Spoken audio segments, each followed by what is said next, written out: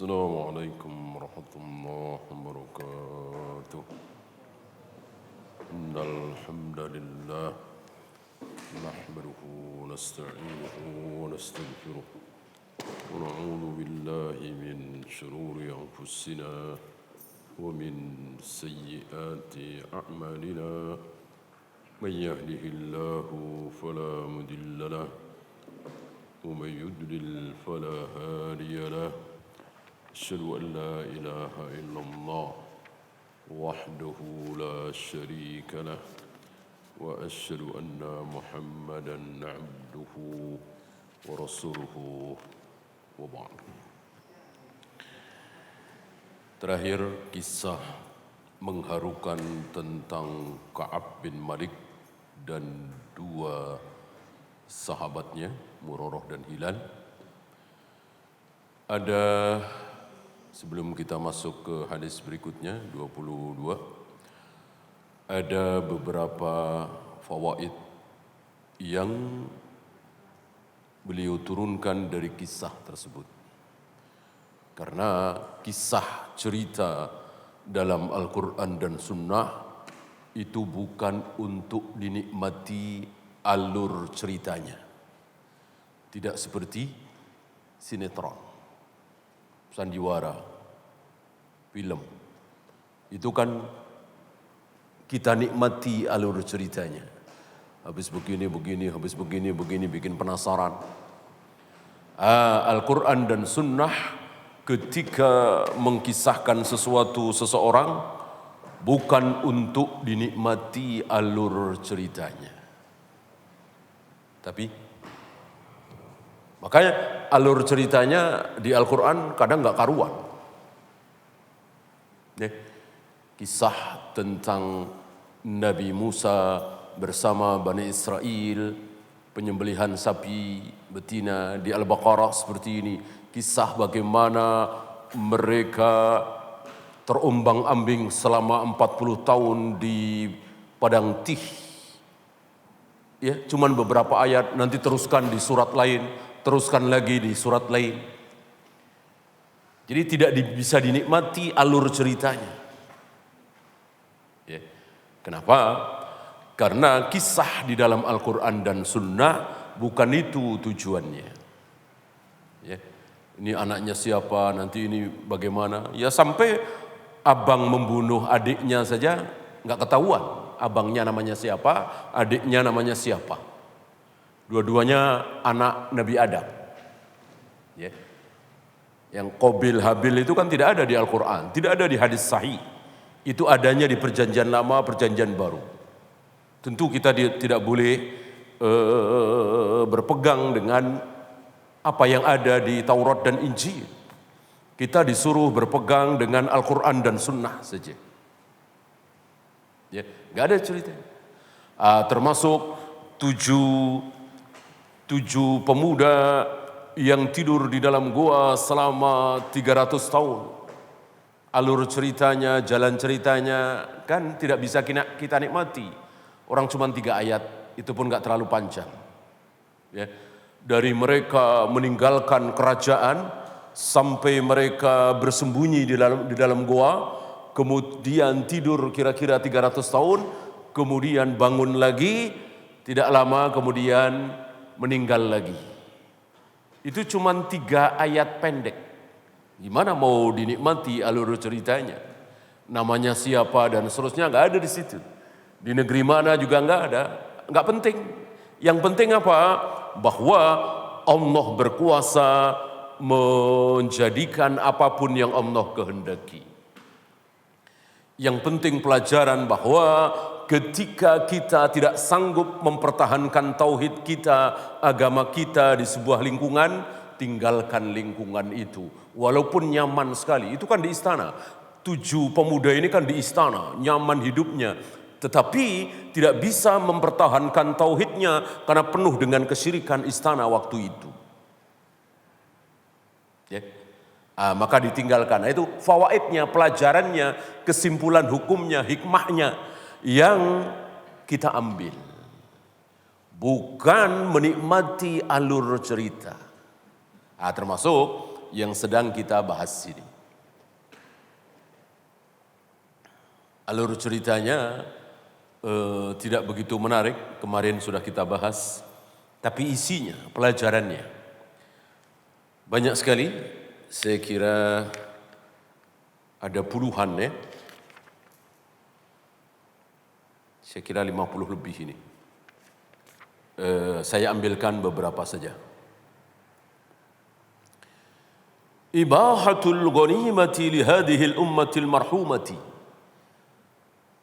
Halalnya memakan ghanimah rampasan perang khusus bagi umat ini. Sementara umat Nabi Musa, umat Nabi Harun, umat Nabi Yahya, umat Nabi Zakaria, umat Nabi Isa haram semua memakan rampasan perang. Kalau Nabi Ibrahim, Nabi Nuh, Nabi Hud, nggak ada. Nggak ada jihad, belum ada jihad kan? Nggak ada kisah Nabi Ibrahim memimpin pasukan untuk berjihad. Nabi Nuh memimpin pasukan untuk berjihad. Nabi Hud, Nabi Saleh memimpin pasukan untuk berjihad. Nggak ada cerita. Belum ada cerita. Waktu itu ketika umatnya durhaka, tidak mau beriman, terus berbuat maksiat, azab datang. Nggak ada jihad, nggak ada perang. Banjir besar, Nabi Nuh. Bumi dibalikkan dan dihujani batu dari langit, umatnya Nabi Lut. Angin yang luar biasa, umatnya Nabi Hud, kaum Ad, kaum Samud, dan begitu seterusnya. Nggak ada jihad. Mulai jihad itu di zaman Nabi Musa alaihi salatu wassalam, berperang melawan musuh. Tapi haram memakan rampasan perang. Misalnya dalam peperangan itu dapat emas, dapat perak,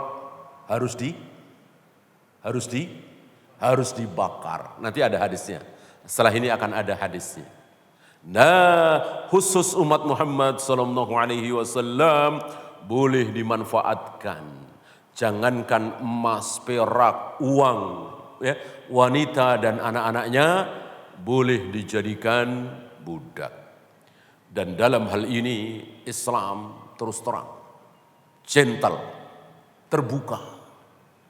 Beda dengan Amerika, Eropa, haram perbudakan, nggak boleh memperbudak. Omongnya, kenyataannya lebih dari budak. Apa yang terjadi misalnya di Guantanamo misalnya, itu ratusan kali lebih parah dari perbudakan. Kalau Islam gentle, halal perbudakan dalam Islam. Ya, tapi ingat, menyakiti budak dosa besar. Dan kita disuruh makan sama dengan budak kita, berpakaian sama dengan budak kita. Tidak boleh membedakan. Kita makan ayam, budak kita juga ayam. Kita makan sate, budak kita juga sate. Lihat, hari ini jangankan budak, pembantu saja kadang dibedakan. Apalagi pakaian. Ya, inilah Islam. Terus terang.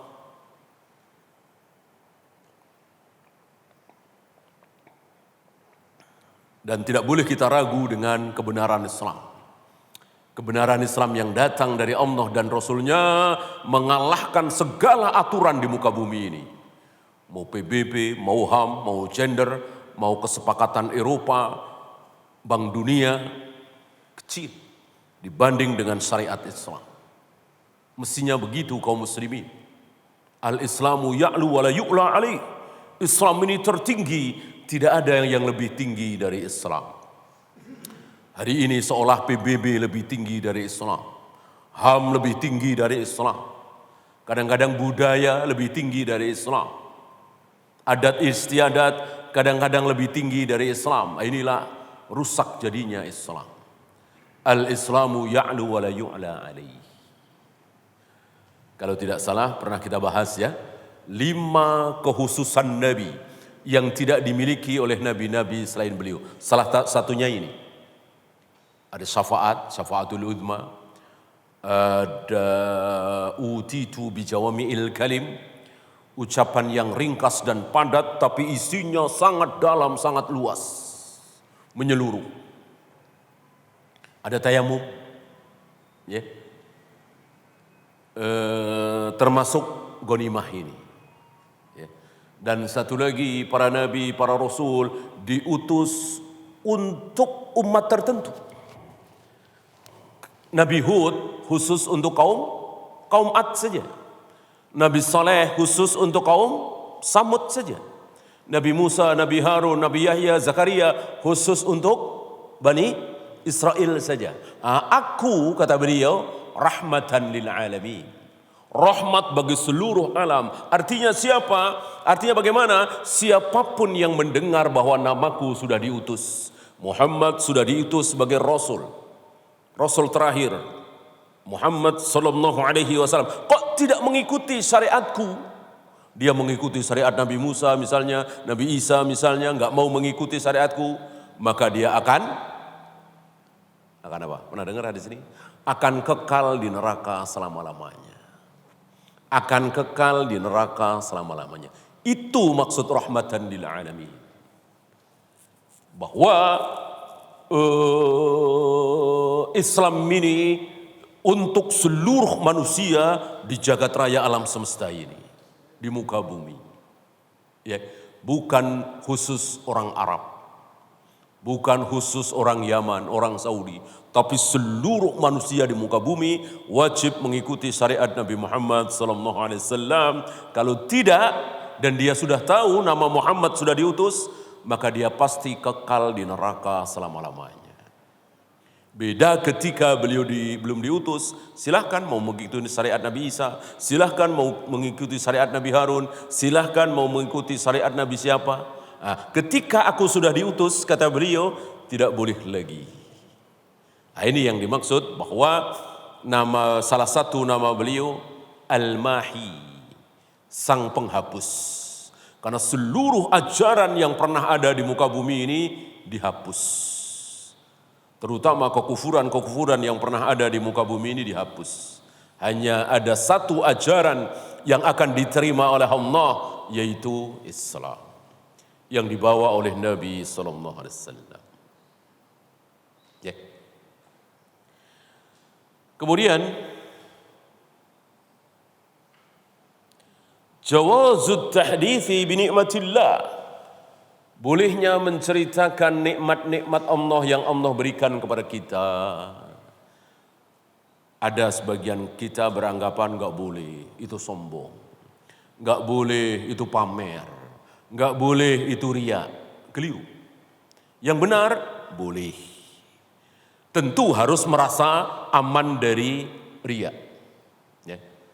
Alhamdulillah, saya dari dulu usaha selalu diberi kelancaran oleh Allah. Ini kan nikmat nih. Bolehkah cerita? Boleh. Alhamdulillah, saya diberi badan yang jarang sakit. Alhamdulillah, saya begini-begini. Ini kebaikan. Boleh. Boleh. Tapi ada syarat. Pertama, kita selamat dari riya. Jadi niatnya adalah tahadduts bi nikmatillah, menceritakan nikmat Allah, bukan pamer, bukan riya, dan ini agak sulit. Ini agak sulit, mungkin sulit.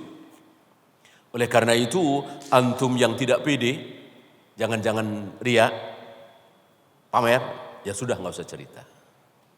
Ya, karena cerita juga enggak wajib kan? Boleh saja. Maka dikatakan di sini jawaz, bukan wujub. Jawaz saja, boleh saja. Boleh diceritakan, boleh tidak.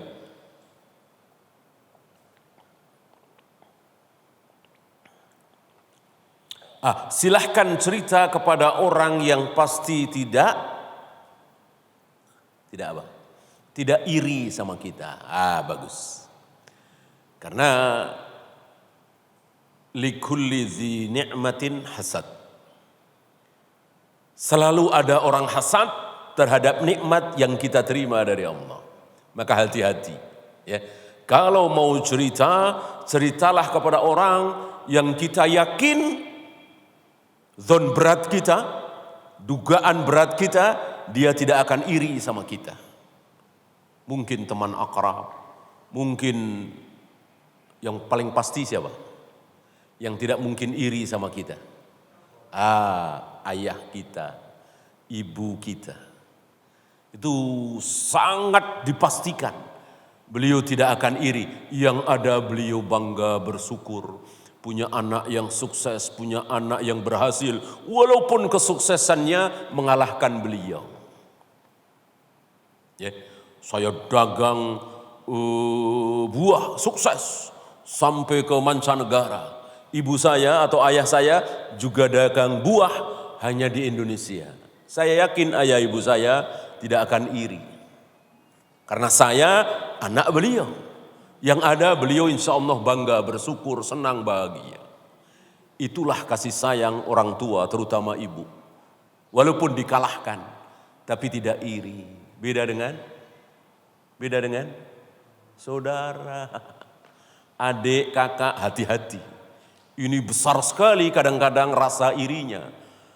Ya, yang paling menonjol adalah saudara-saudaranya Nabi Yusuf. Irinya luar biasa. Ya. Sampai mengatakan ayah kita sesat. Inna abana lafi dolalim mubin. Ayah kita Nabi Yakub atau Nabi Israel sesat. Kenapa? Beliau lebih mencintai Yusuf daripada kita semua. Dan seterusnya. Nah, inilah saudara. Padahal saudara ya, seayah.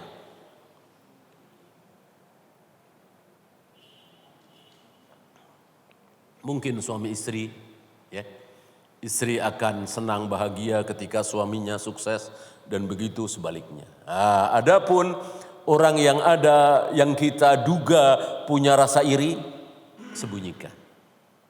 sembunyikan nikmat kita. Nggak usah cerita-cerita habis beli mobil baru mewah, habis beli gedung mahal 15 lantai, dia saingan bisnis kita. Nggak usah cerita. Kadang kita malah sengaja bikin panas, sengaja bikin dia meriang, sengaja bikin dia iri. Jangan. Ya, itu bukan akhlak yang baik.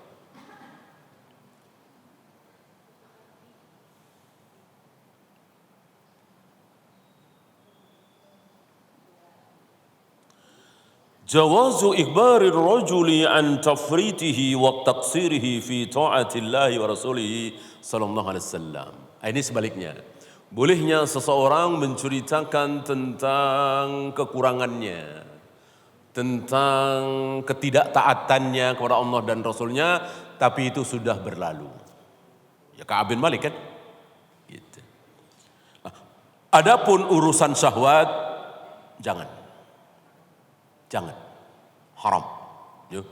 Dulu waktu saya muda nih, diceritakannya yang zina, yang minum khamr, yang berjudi, yang merampok, yang membunuh, jangan. Ini syahwat. Ini syahwat. Tutup. Gitu. Karena syahwat itu menular. Beda dengan subhat. Subhat ketika sudah hilang subhatnya, boleh. Mana dalil? Kalau tidak salah pernah kita bahas di majelis ini, habis subuh. Ketika para sahabat bersama Nabi SAW, para sahabat menceritakan tentang masa lalu mereka waktu masih masih jahiliyah. Ada yang menyembah begini, nyembah patung ini, nyembah ini. Nah, ini kan subhat, cerita. Boleh. Dan subhat itu sudah lewat. Sudah bukan subhat lagi di hari itu. Ya. Maka barangkali di antara antum dulu pernah ikut aliran sesat Khawarij misalnya, LDII misalnya, NII misalnya, kemudian Ahmadiyah misalnya. Nah, sekarang sudah taubat, boleh cerita untuk agar jangan sampai kaum muslimin terjerumus seperti kita. Ya, cerita tentang kesesatannya, tentang keburukannya, untuk menyelamatkan saudara-saudara kita yang belum terjatuh. Apa istilahnya? Tahdzir. Mentahdzir.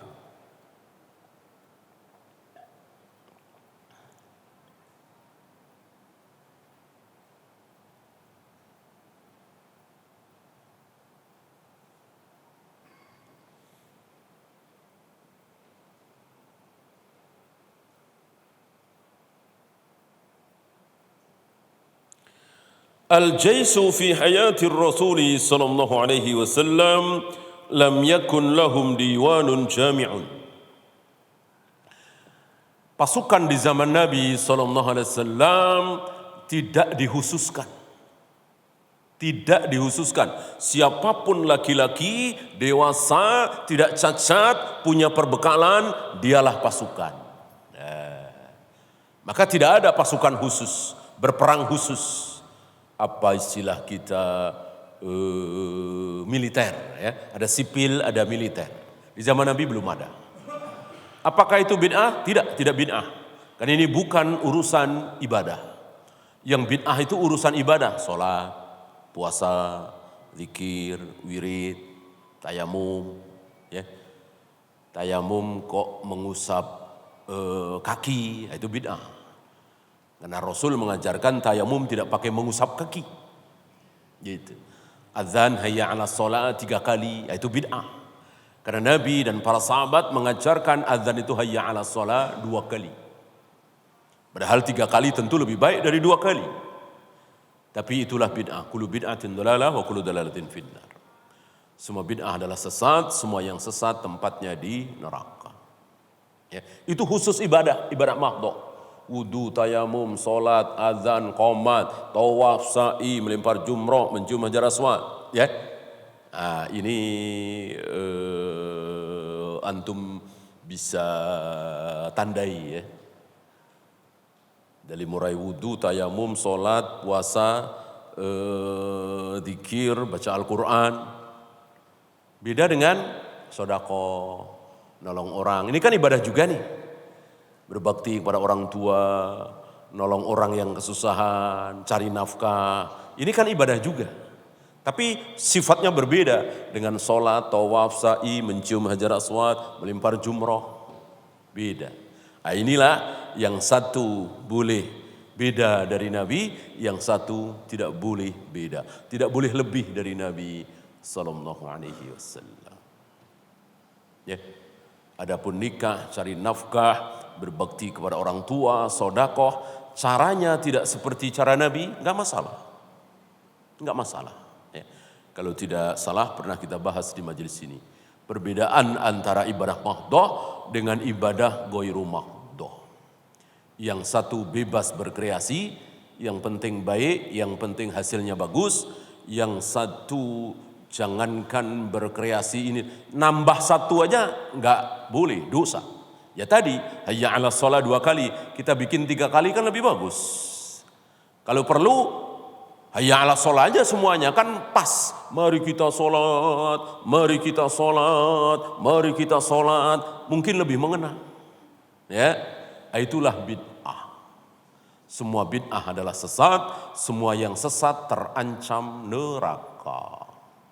Ya, karena tentu yang dicontohkan oleh Rasul dan para sahabat adalah yang terbaik.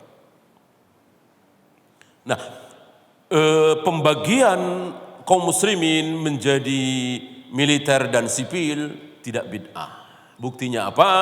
Terjadi di zaman Umar. Ya, terjadi di zaman Umar. Di zaman Abu Bakar masih seperti zaman Nabi.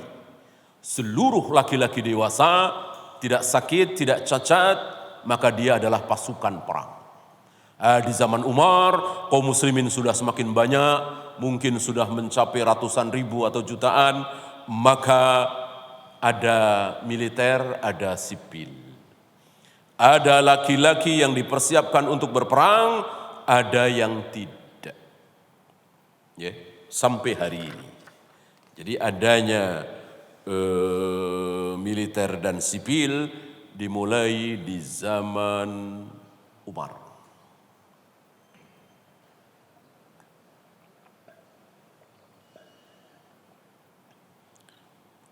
Annal abda idza hadarat lahu fursatun li kurbatin aw ta'atin aw ibadatin masru'atin falhazmu kullal hazmi fi intihasiha wal mubadarati ilaiha.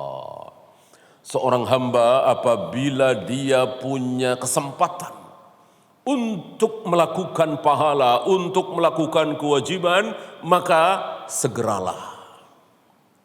Jangan bernasib seperti Ka'ab bin Malik. Ya, beliau sudah punya kesempatan tapi menunda, nanti saja. Sejam lagi dah. Entar dah, setengah jam lagi dah. Ini penyakit. Berapa banyak dari kita ketika terbangun jam 3 misalnya. Ya. Tidur lagi. Enggak taunya bangun-bangun sudah azan subuh. Masih mending azan subuh. Mungkin jam 6, setengah 7, bisa saja kan? Ini gara-gara ada kesempatan tidak langsung diambil. 5 menit lagi, 10 menit lagi. Gitu. Ingat bahwa setan selalu bersama kita. Setan selalu menyertai kita. Gak ada waktu tempat di mana kita tidak disertai setan. Ini yang wajib kita sadari. Gak ada. Ini Selasa Kliwon nih. Setan lagi nggak ada nih. Nggak ada begitu. Ya. Ini lagi puasa nih. Setan nggak ada. Memang diikat betul, tapi tidak semua setan. Marodatul jin.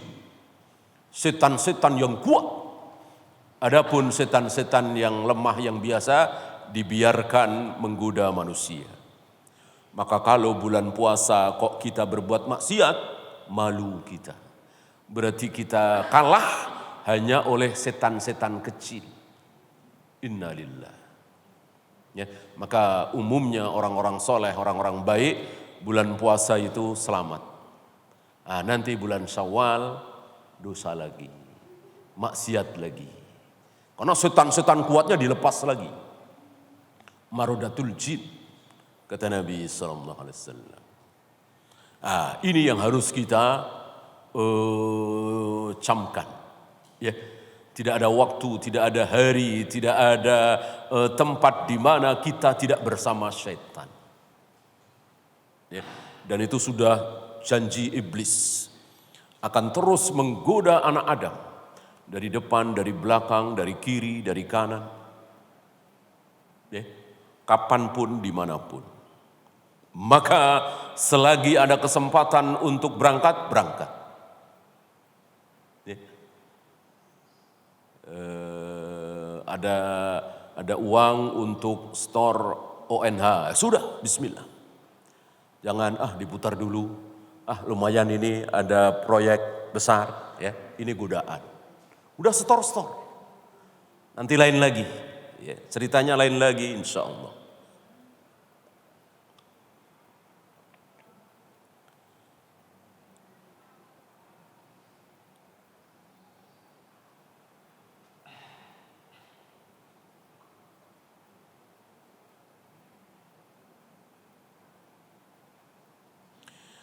As-sunnatu lil qadimi minas safari ay yabda'a bi baitillah. Sunnah bagi orang yang baru saja pulang dari safar ya, bukan sekedar umroh haji, safar.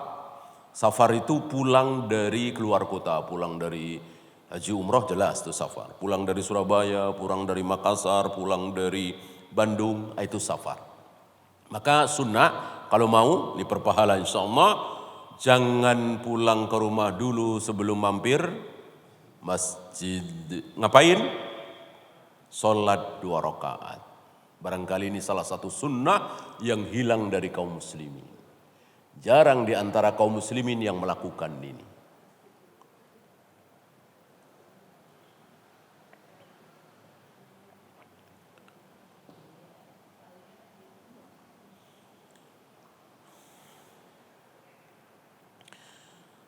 Tarkul imami wal hakimi radda salami ala man ahdatha hadathan ta'diban lahu. Bolehnya seorang imam, bolehnya seorang pemimpin tidak menjawab salam. Siapa? Orang yang sedang dihajar. Hajar, ya. Hajar bahasa Arab, bukan hajar Indonesia, ya. Dihajar. Dihajar itu bahasa kitanya mungkin diboikot. Ya. Dan itu harus dilakukan oleh orang besar terhadap orang kecil. Pemimpin kepada rakyatnya, ayah kepada anaknya, guru kepada muridnya, atasan kepada bawahnya, gitu. Bukan kebalik. Ya. Kita punya anak perempuan sudah SMP kelas 3, belum juga mau pakai jilbab. Keluar rumah sering gak pakai jilbab, bisa dihajar. Apa? Tadi, jangan ditanya, jangan ditegur, jangan kasih uang saku. Ya bahkan salamnya tidak kita jawab atau mungkin jawab dalam hati. Agar apa? Agar dia sempit, agar dia kapok, agar dia mau pakai jilbab. Awalnya terpaksa gak masalah. Berapa banyak ketaatan-ketaatan itu diawali dengan terpaksa. Gak masalah. Ya. Awalnya males banget sholat berjamaah. Tapi sekomplek itu sholat berjamaah semua. Atau sekantor itu sholat berjamaah semua. Gak enak kalau gak ikut sholat berjamaah. Awalnya karena gak enak. Lama-lama terbiasa. Gitu. Inilah keuntungan hidup di lingkungan taat. Lingkungan bagus. Negerinya kaum muslimin. Ya. Mungkin antum punya pengalaman anak antum yang baru saja pulang dari pesantren. Ya. Lulus gitu. Belum adzan sudah siap-siap ke masjid. Duha, sholat, tahajud, segala macam. Ya karena terbiasa di pesantren. Begitu lulus SMA misalnya nggak pesantren lagi, dia kuliah atau apa, mulai dah. Nggak sholat duha lagi, mulai absen tahajud, subuh doang. Kalau orang tuanya tidak memberikan contoh, tidak ngajak, lama-lama sholat berjamaah kendor, lama-lama itu. Betapa pentingnya lingkungan itu. Teman itu. Dan itu sudah disabdakan oleh Nabi alaihi salatu wassalam. Almar'u ala dini khalilihi. Agama seseorang itu tergantung teman dekatnya. Ya namanya pesantren ya tentu dipaksa oleh ustadz-ustadznya. Harus sholat berjamaah. Ya duha tahajud tidak wajib tapi dicontohkan. Bahkan puasa Senin Kamis. Dipaksa tidak boleh karena tidak wajib kan. Sholat berjamaah wajib ya harus dipaksa. Inilah untungnya hidup di lingkungan yang Islami. Ya, disinilah Islam tidak menyukai seorang Muslim hidup di negara kafir, kecuali dia kuat atau dalam rangka berdakwah atau utusan resmi dari negeri Muslim. Tanpa alasan-alasan itu dan kita sudah saksikan. Ya, berapa banyak saudara-saudara kita yang pulang dari Amerika, pulang dari Eropa sudah berubah. Kalau cuman sholatnya kurang itu, ini masih lebih parah lagi. Ya, apa iya Tuhan ini begini? Apa iya surga dan neraka itu kekal? Apa iya? Gaul sama orang-orang sekuler, ketularan dia. Seperti Amerika, Eropa kan Kristen itu kan formalitas doang. Istilah kita mungkin KTP-nya doang. Agama Kristen atau gereja itu hanya dipakai ketika seseorang nikah atau mati, itu doang. Kehidupan sehari-hari jauh. Makanya kan gereja-gereja kosong di sana. Ya. Mental mereka sekuler. Udah nggak pakai agama lagi. Ya, udah nggak tertarik dengan agama. Karena memang Agamanya seperti itu, nggak masuk akal. Coba kalau mereka yang memeluk Islam, luar biasa. Ya pakai jilbab, ya sholat. Karena Islam sesuai dengan logika mereka, sesuai dengan fitrah manusia. Kalau Nasoro tidak, masa seorang laki-laki soleh, laki-laki baik nggak boleh nikah? Ini aneh. Islam kebalik, laki-laki baik, laki-laki soleh, laki-laki kuat, laki-laki bertakwa justru sangat menginginkan nikah. Gitu. Maka beredar di mulut para akhwat ketika mulai ngaji sunnah, kepikiran nikah. Kemarin-kemarin sebelum ngaji, sibuk dengan dokternya, sibuk dengan karirnya, enggak kepikiran nikah. Begitu ngaji sunnah, duduk di majelis sunnah, pengen nikah. Umur sudah 30, 35, ada yang 40. Kemarin-kemarin enggak kepikiran. Begitu ngaji sunnah, kepikiran nikah. Dan itulah Islam, sangat menggemarkan nikah. Bahkan sesuatu yang tidak boleh menjadi boleh ketika mau nikah. Apa? Memperhatikan kecantikan seorang wanita. Kan nggak boleh ini. Tapi kalau tujuannya mau dinikahi, menjadi boleh. Bahkan para sahabat tabi'in lebih membolehkan lebih dari sekedar wajah. Kalau tujuannya memang betul-betul untuk nikah. Rambutnya misalnya, lehernya misalnya, aurat dohir. Aurat itu ada zohir, ada batin. Aurat dohir itu rambut, leher, betis, ya. Itu boleh dilihat oleh ayahnya, abangnya, pamannya, mantunya, mertuanya. Adapun aurat batin tidak boleh dilihat kecuali oleh suaminya. Dengkul ke atas, ya, leher ke bawah. Ini hanya boleh dinikmati, dilihat oleh suaminya.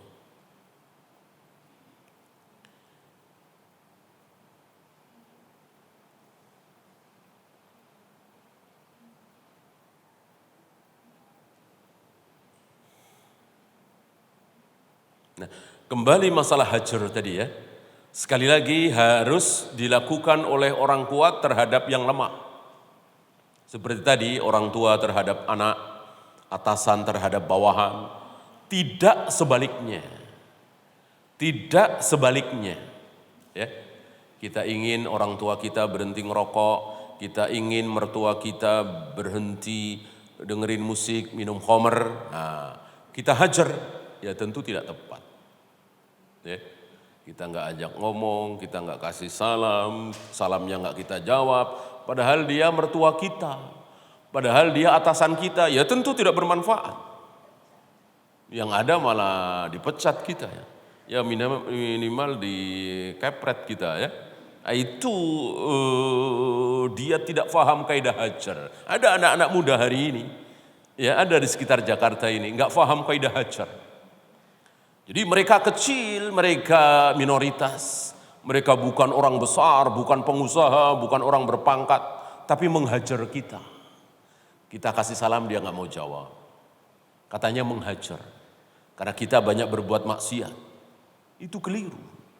Sekali lagi, hajar bisa dilakukan oleh orang besar terhadap yang kecil. Seperti Rasul terhadap Ka'ab bin Malik. Kan setengah mati Ka'ab bin Malik. Ketika salamnya tidak dijawab oleh Nabi SAW, kayak apa rasanya? Maka kapok sekapok-kapoknya Ka'ab bin Malik dan dua orang temannya itu. Ya. Adapun Abdullah bin Ubay bin Salul, kemudian Abu Sufyan waktu itu ya tidak dihajar oleh beliau karena besar, sangat besar dan punya kekuatan. Nah, inilah siasat syariah. Ada yang dihajar, ada yang tidak.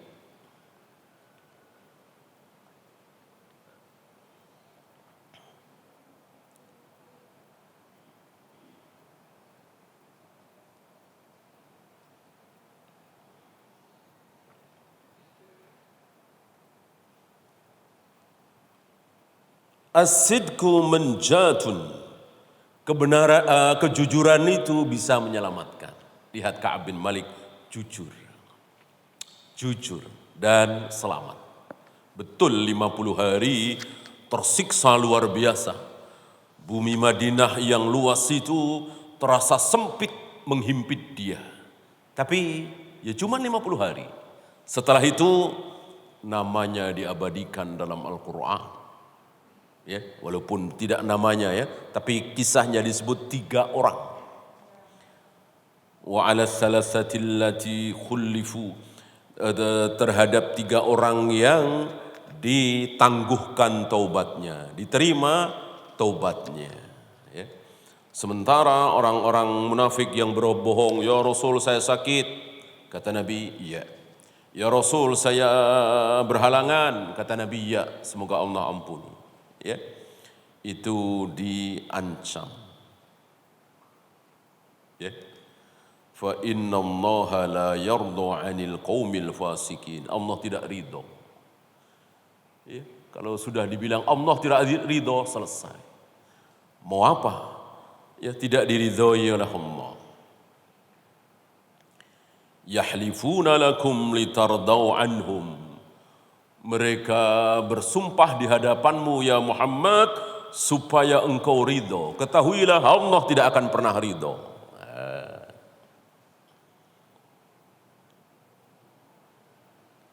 Sementara 3 orang tadi diabadikan. Wa 'ala thalathati alladziina khulifu. Terhadap 3 orang yang ditangguhkan. Artinya taubatnya itu ditangguhkan, nunggu 50 hari dulu. 50 hari, apa artinya 50 hari? Daripada di neraka selama-lamanya. Inilah buah dari kejujuran. Maka pelajaran bagi kita barangkali ada di antara kita ya, namanya manusia ya, khilaf, salah, tipu-tipu segala macam, ketangkap, sudah jujur aja. Akui dari A sampai Z. Insya Allah lega. Daripada ngikuti pengacara. Ya, kata pengacara, yang itu jangan diomongin. Nanti balik sana. Nah, ngomongnya begini nih, begini. Nah, enggak perlu. Kalau memang merasa salah, udah akui. Iya saya korupsi. Iya betul saya membunuh. Iya betul saya melukai dia. Iya betul saya ambil hak dia. Ya. Lega insya Allah. Allah Maha Pengampun. Daripada menutup-nutupi. Hakim, jaksa bisa ditipu, Allah tidak.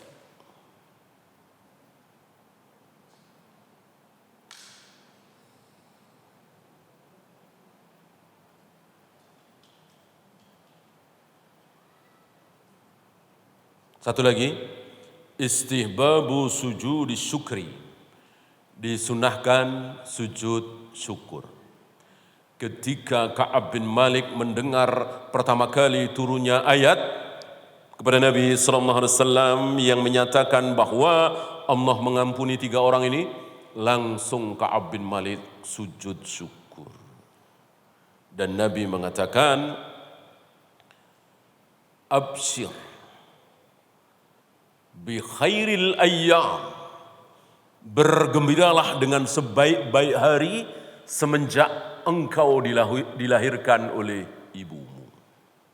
Jadi hari terbaik sepanjang hidup kita adalah hari di mana dosa-dosa kita diampuni.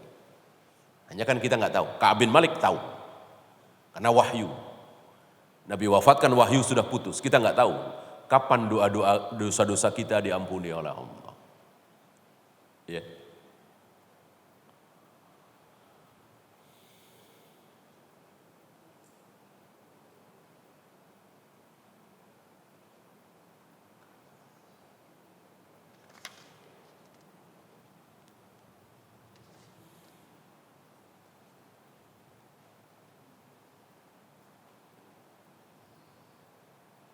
Satu lagi.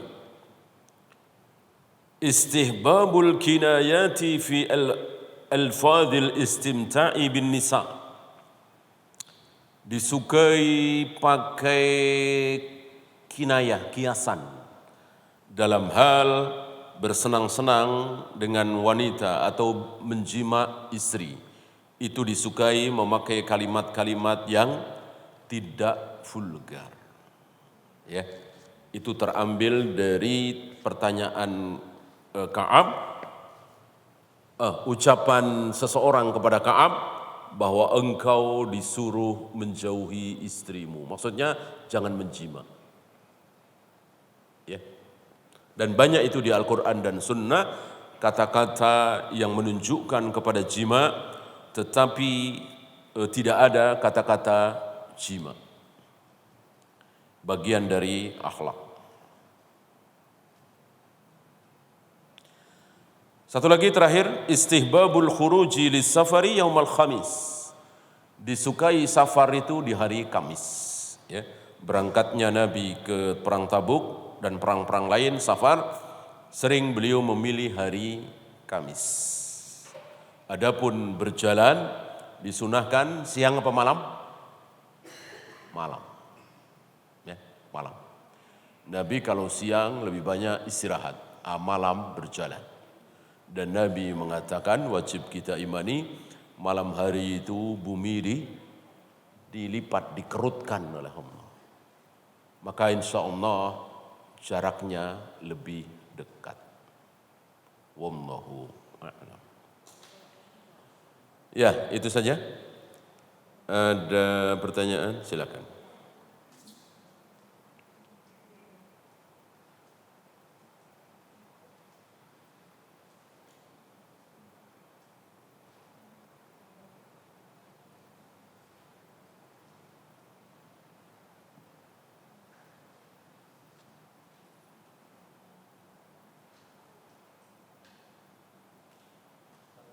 Ya.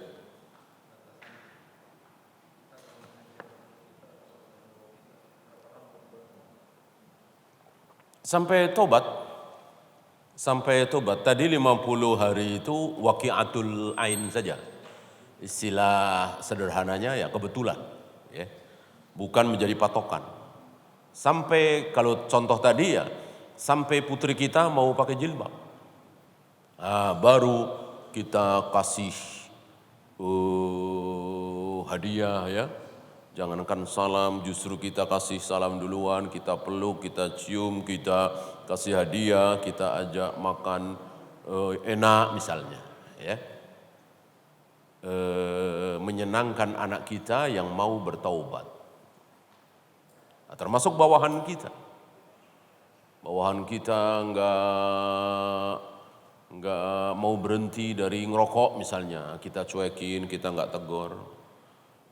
Begitu dia berhenti dari rokok, kita kasih hadiah misalnya. Berarti enggak ada batasan waktu sampai dia bertaubat, sampai dia meninggalkan kemaksiatannya. Dan hajar ini hanya boleh untuk perkara wajib dan haram. Untuk perkara mustahab tidak boleh. Kita hajar dia karena enggak pernah puasa Senin Kamis, enggak boleh. Kita hajar dia karena enggak pernah qiyamul lail, enggak boleh. Ya, yang wajib, enggak sholat berjamaah misalnya, enggak mau pakai jilbab misalnya, ya, berbuat maksiat misalnya. Untuk hal-hal mustahab yang tidak wajib, enggak boleh dihajar. Nah, termasuk pesantren, sekolahan, tidak boleh menghukum murid yang tidak mau sholat duha, yang tidak mau puasa Senin Kamis, yang tidak mau sholat tahajud, enggak boleh. Enggak boleh. Dan tidak boleh bikin aturan wajib. Menyarankan, mendorong, menghimbau boleh. Mewajibkan tidak boleh. Makanya ini pelajaran bagi kita semua. Jangan ditunda. Ya. Nanti hari nanti nunggu siap dulu, nanti minta izin sama ini, nanti jangan. Ya. Walaupun dia baru mau sambil kita berjalan berdua sama dia ke stasiun, saya mau masuk Islam, udah langsung baca syahadat, gitu. Umur kan gak ada yang tahu, gitu. Banyak dari kita itu nunggu formalitas dulu, nanti di masjid Al-Azhar, Istiqlal, disaksikan oleh ini, dapat sertifikat. Itu bolehlah nantinya formalnya lah ya. Kan dia barangkali butuh sertifikat untuk rubah KTP misalnya. Tapi intinya begitu sadar, begitu pengen masuk Islam, langsung suruh baca syahadat. Walaupun cuman di hadapan temannya, insya Allah sah. Ya. Demikian saya nggak bisa jawab pertanyaan antum ya, karena yang satu-satunya pintu untuk masuk Islam syahadat itu. Ya, saya tidak bisa jawab pertanyaan itu. Kecuali mungkin dia sudah baca sendiri atau apalah ya, walaupun tidak formal, iya berarti dia muslim. Ya. Bahkan lagi perang kan, kisah Usamah bin Zaid kan, yang Nabi marah besar kepada Usamah bin Zaid. Jadi lagi perang, musuhnya terdesak. Pedangnya, senjatanya terpental. Ya. Satu ayunan pedang Usamah bin Zaid habis dia. Nah, sebelum pedang diayunkan, dia teriak, La ilaha illallah, Muhammadur Rasulullah. Usamah bin Zaid menyangka ini cuman pura-pura. Biar aku nggak bunuh dia, tetap dibunuh. Kisah ini sampai kepada Nabi marah sampai gemetar Usamah bin Zaid. Dia melihat kemarahan Nabi sampai Usamah menghayalkan seandainya dia baru saja masuk Islam. Kalau baru saja masuk Islam kan ya nggak tahu aturan-aturan begitu ya. Ini berarti kan sah. Walaupun dalam keadaan seperti itu sedang perang. Wallahu. Oh safar ya. Itu pun kan nggak wajib. Kita kemis lagi repot nungguin anak di rumah sakit misalnya, ya udah besok nggak apa-apa. Ya, kalau luang semua silahkan pilih hari Kamis. Ya, safar aja. Adapun mulai dagang, mulai buka usaha, mulai apa nikah segala macam, bebas. Ini safar doang. Itu pun afdoliyah ya. Tidak wajib. Wallahu a'lam.